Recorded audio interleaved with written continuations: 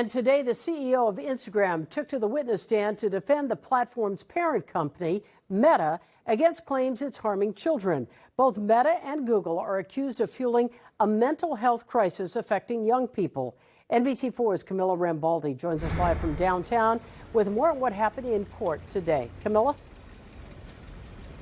Hi, Colleen. Adam Mosseri faced questioning in front of a jury from the plaintiff's lawyer this morning. He was asked about internal emails with Meta employees to his prior congressional testimony back in 2021. And he was even asked about how much he makes as the head of Instagram. In a landmark social media addiction trial, the head of Instagram, Adam Mosseri, arrived this morning to testify in front of a jury in downtown Los Angeles. It's a case centered around now 20-year-old Kaylee G.M., who her lead counsel says started using social media at the age of 9. A complaint alleges her use of Meta and YouTube products led to addiction, depression, and self-harm. During Mosseri's testimony today, plaintiff lawyer Mark Lanier asked him, quote, "There's such a thing as using IG too much." Mosseri responded, quote, "It depends on the person," adding, quote, "It's a personal thing."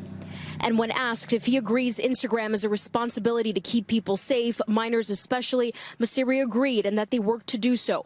The executive also added that it's important to differentiate between clinical addiction and what he referenced as problematic use. This was a real gamble to put a big executive of one of the platforms on the stand in the middle of the plaintiff's case. At one point, Lanier referenced internal emails from 2019 with employees at Meta over beauty filters that mimic plastic surgery. Mosseri saying it was a long debate and that they ended up settling on not allowing any of those effects.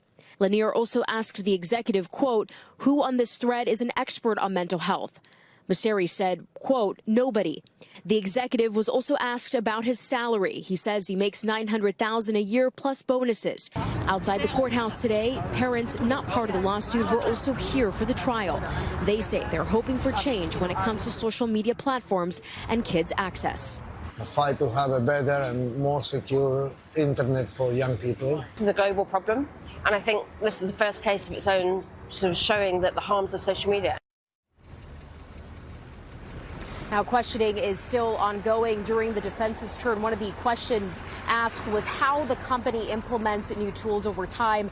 The head of Instagram said the platform was very different at the time the plaintiff joined before 2018 and said that there were a number of protections in place. Now, Meta has released a new statement on the trial. A spokesperson said, quote, "The question for the jury in Los Angeles is whether Instagram was a substantial factor in the plaintiff's mental health struggles. The evidence will show she faced many significant difficult challenges well before she ever used social media."